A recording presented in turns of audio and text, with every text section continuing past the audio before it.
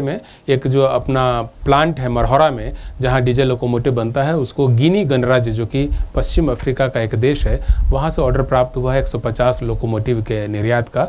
2025-26 में इस देश को 37 लोकोमोटिव का निर्यात किया जाएगा, जबकि 2026-27 में 82 लोकोमोटिव और 2027-28 में 31 लोकोमोटिव का निर्यात गिनी गणराज्य को किया जाएगा।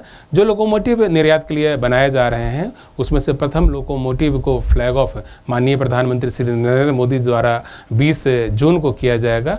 हर लोकोमोटिव जो है वह 4500 हॉर्स पावर का है। इसमें AC propulsion, regenerative braking system, micro processor control system, modular cab जैसी सुविधाएं उपलब्ध कराई गई है।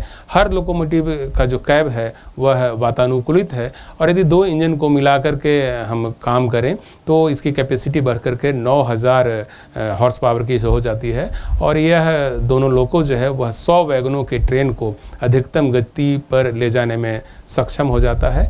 इस लोकोमोटिव की कुछ और खासियत हैं, जैसे इसके कैब में हम लोगों ने फ्रीज, माइक्रोवेव, अग्निशामक यंत्र और वाटरलेस टॉयलेट जैसी सुविधाएं भी उपलब्ध कराई हैं।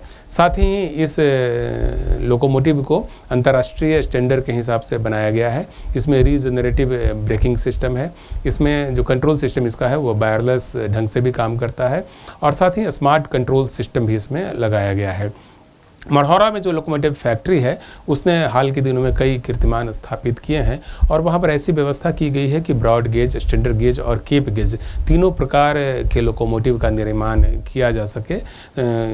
अलग अलग देशों में अलग अलग तरह के लोकोमोटिव के डिमांड होते हैं, उसी के मद्देनज़र यह काम किया गया है। निश्चित रूप से ये जो परियोजना है वह आत्मनिर्भर भारत के जो अपना अभियान है उसके लिए काफ़ी विशिष्ट है। Make in India, made for world और भारत अफ्रीका सहयोग की दिशा में भी यह एक ऐतिहासिक कदम है। इससे जो देश का इंडस्ट्रियल प्रोडक्शन है, खास करके जो रेलवे की प्रोडक्शन यूनिट है, उनके परफॉर्मेंस पर सकारात्मक प्रभाव पड़ेगा और जो दूसरी प्रोडक्शन इकाइयां हैं उनके लिए भी यह प्रेरणा का काम करेगा। और हम उम्मीद करते हैं कि भविष्य में इस प्रकार के और भी प्रोजेक्ट्स, इस प्रकार के और भी ऑर्डर भारतीय कंपनियों को प्राप्त होंगे।